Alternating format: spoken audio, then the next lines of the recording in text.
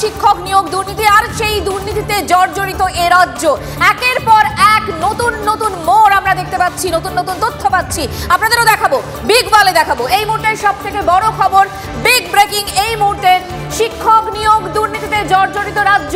তদন্ত এখনো শেষ হয়নি, আরো বাকি রয়েছে, আরো কি রয়েছে। এরই মধ্যে রাজ্যের স্ক্যানারে কর্মরত সব শিক্ষকরা নির্ময়।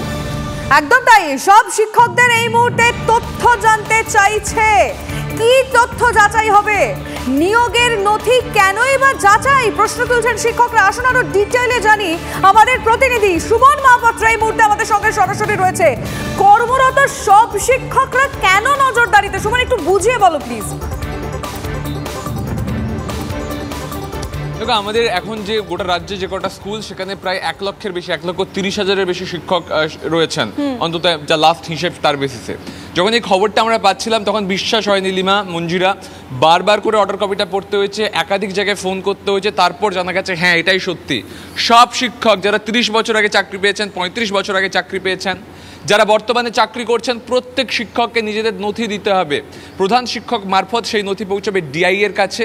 ডিআই সেগুলোকে ভেরিফিকেশন করবেন এবং তারপর কার্যত জানা যাবে কারা যোগ্য শিক্ষক, কারা অযোগ্য শিক্ষক। সেটা 30 বছর আগে হলেও তাকে নথি জমা দিতে হবে।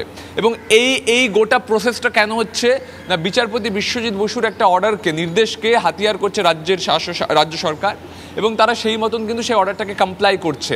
দেখো, শিক্ষক নিয়োগে যে বেনিয়ম হয়েছে তা পদে পদে ধরা পড়েছে।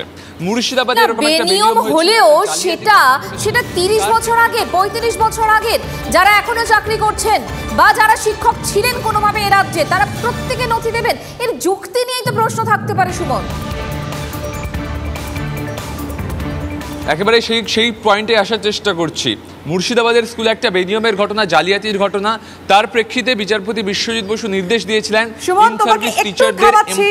প্লিজ সঙ্গে থাকো। এই মুহূর্তে আমরা আইনজীবী নেতা বিকাশ রঞ্জন ভট্টাচার্যের সঙ্গে যোগাযোগ করেছি।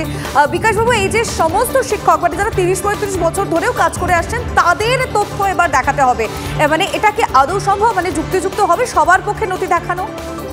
এটা তো একটা অবাস্তব কথা। আদালতের নির্দেশের মূল মর্মার্থটা বুঝতে হবে। তো আদালত বলেছেন যে তদন্ত করে যদি মনে হয় যে তোমার কোথাও নিয়োগ হয়েছে, তাহলে সেই সম্পর্কে তথ্য চাইবে। এখন এই ঢালা তথ্য চাওয়াটা হচ্ছে তদন্তের গতি প্রকৃতিকে নষ্ট করে দেওয়ার লক্ষ্য, আর কিছুই না। আজকে ধরুন যে লোকটা 35 বছর আগে নিয়োগপত্র পেয়েছে, এতদিন হয়তো রিটায়ারও করে দিয়েছেন, তার কাগজপত্র কোথায় পাবে? এই রাজ্য সরকারের মতিভ্রম হয়েছে। বিকাশবাবু, মঞ্জিরা কথা বলছিলাম। বিকাশবাবু, আসলে দুর্নীতি হয়েছে, কিন্তু কোথাও এই 30 বছর আগে, 35 বছর আগে বামেদের জড়িয়ে নেওয়ার এটা কি একটা কৌশল বলে আপনার মনে হয়? রাজ্য সরকার এরকম পদক্ষেপ করছে কেন? মানে এটা করছে তো পুরো ব্যাপারটা ঘেঁটে দেওয়ার জন্য, আর কিছুই না। এটা কিছুই না, এটা নির্বাচনের আগে এটা ঘেঁটে দেওয়ার পরিকল্পনা, লোককে বিভ্রান্ত করার চেষ্টা।